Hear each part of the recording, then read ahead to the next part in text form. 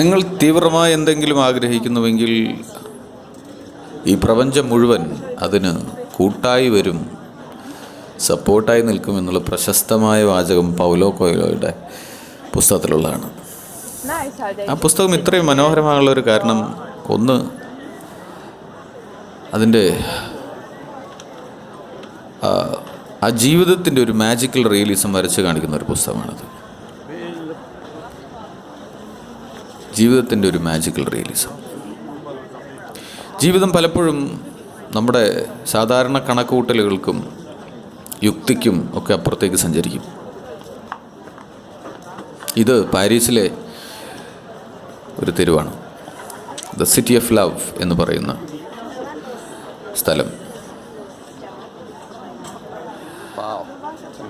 ഈ യാത്രകളും ഈ കാഴ്ചകളും മനോഹരമാണ്. പക്ഷേ ഒരുപക്ഷെ പുതുമയുണ്ടാവണമെന്നില്ല. ഇത്തരം കാഴ്ചകൾ നിങ്ങൾ നിറയെ കണ്ടിട്ടുണ്ടാവും. ഈ കാഴ്ചകൾക്ക് പുതുമയുണ്ടാകുന്നത് ഇതെടുത്ത ക്യാമറ പിടിച്ച ആളുടെ ചരിത്രം അറിയുമ്പോഴാണ്. നിങ്ങളൊന്ന് ശ്രദ്ധിച്ചാൽ മനസ്സിലാവും. ആ ക്യാമറയുടെ ഒരു ആക്രാന്തം എന്ന് മലയാളത്തിൽ പറയാം, ഒരു വ്യഗ്രത, ഒരു ആർത്തി, കാഴ്ചകൾ ഒപ്പിയെടുക്കാനുള്ള ഒരു ആർത്തി നിങ്ങൾക്കുണ്ടാവും. അതിൻ്റെ പുറകിലുള്ള ഒരു കൊച്ചുകുട്ടിയുടെ മനസ്സ് നിങ്ങൾക്ക് ഒരുപക്ഷെ കാണാൻ പറ്റും.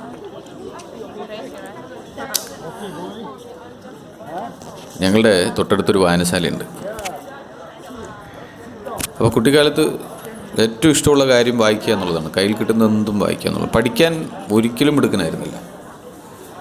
ബാക്ക് ബെഞ്ചർ, കുറുമ്പൊന്നുമില്ലെങ്കിലും ബാക്ക് ബെഞ്ചറായിരുന്നു.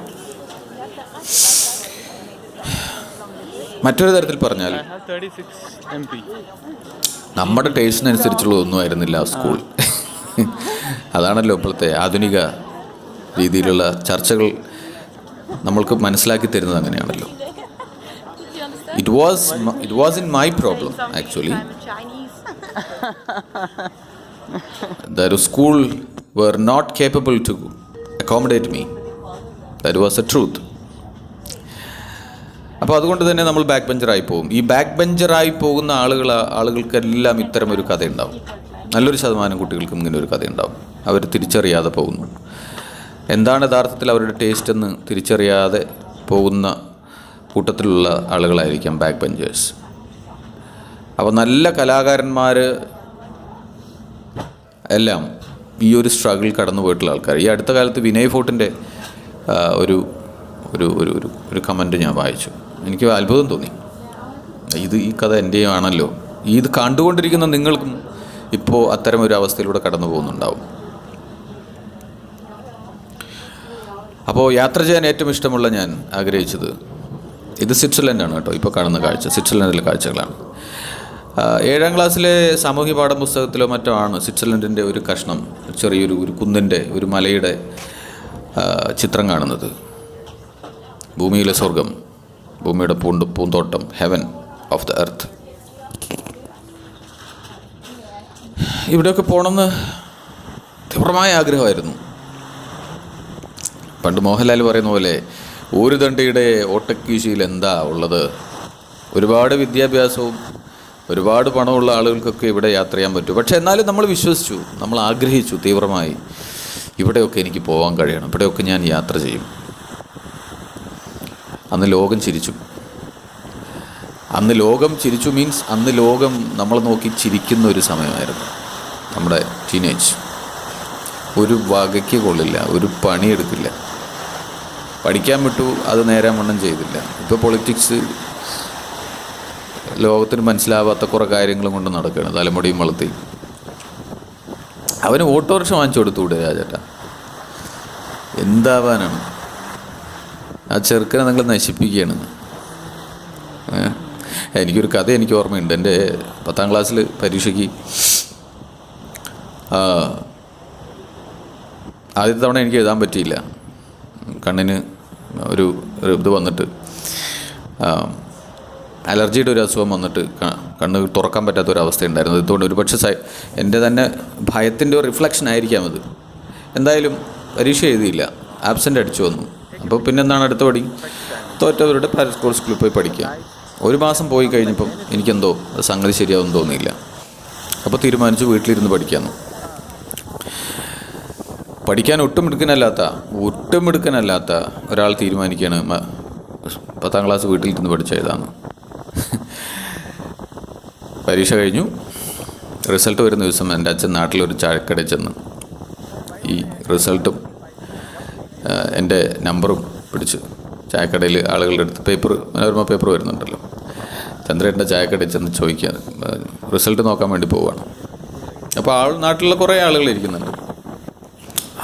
എന്താണ് ചേട്ടാ? അല്ല, ചെക്കൻ്റെ പരീക്ഷൻ്റെ റിസൾട്ട് അറിയാൻ വേണ്ടിയിട്ടാണ്. അപ്പോൾ അതിലൊരാൾ പറയുന്നു, തോറ്റവരുടെ ലിസ്റ്റിൽ നോക്കൂ, തോറ്റവരുടെ ലിസ്റ്റിൽ നോക്കിയാൽ മതി നിങ്ങളുടെ മകൻ്റെ നമ്പർ. അച്ഛന് തീർച്ചയായും സങ്കടമായിട്ടുണ്ടാവുമല്ലോ. പക്ഷേ എന്തോ ഭാഗ്യത്തിന് നോക്കുമ്പോൾ ജയിച്ചവരുടെ ലിസ്റ്റിൽ, വലിയ ഗംഭീരമായിട്ടുള്ള വിജയമൊന്നും അല്ലെങ്കിലും ജയിച്ചവരുടെ ലിസ്റ്റിൽ എൻ്റെ പേര്. അച്ഛനിത് വന്ന് വീട്ടിൽ വന്ന് പറയാണ്. പിന്നീടുള്ള യാത്രയിൽ ഇതൊക്കെയായിരുന്നു എൻ്റെ ഊർജം. ഈ പറഞ്ഞ ആളുകളൊക്കെ ഇപ്പോഴും ജീവിച്ചിരിപ്പുണ്ട്. അവരെയൊക്കെ കാണുമ്പോൾ ഞാൻ മനസ്സുകൊണ്ട് അവരെ നമിക്കാറുണ്ട്. കാര്യം ഇത്തരം വാക്കുകളായിരുന്നു പിന്നീടുള്ള എൻ്റെ ജീവിതത്തിൽ ഫയറായിട്ട് എന്നെ സപ്പോർട്ടീവായിട്ട് കൂടെ നിന്നത്.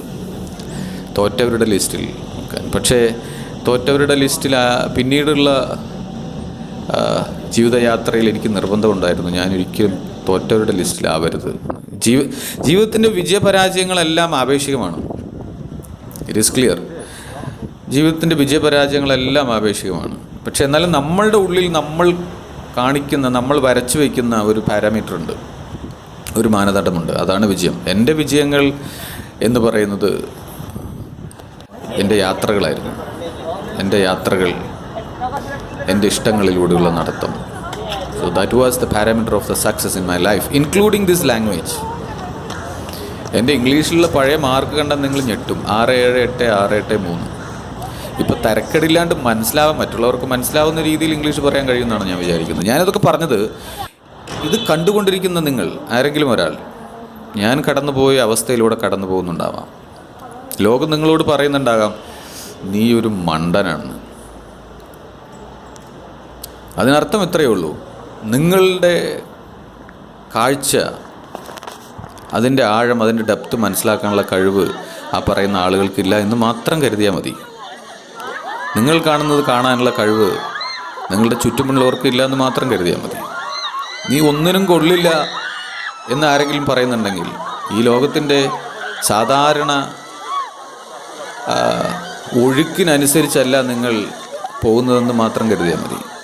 അതിനപ്പുറത്തേക്ക് യാത്ര ചെയ്യാനുള്ള കപ്പാസിറ്റി നിങ്ങൾക്കുണ്ടെന്ന് നിങ്ങൾ കരുതിയാൽ മതി. സപ്ലി പഠനം ഇടയ്ക്ക് വെച്ച് നിർത്തേണ്ടി വന്നു. നിങ്ങളുടെ താല്പര്യം ഒരുപക്ഷെ സിനിമയാവാം, അല്ലെങ്കിൽ എഴുത്താവാം, അല്ലെങ്കിൽ യാത്രകളാവാം, ചിലപ്പോൾ ഒരു ഫാമിംഗ് ആവാം, എന്തുമാവട്ടെ.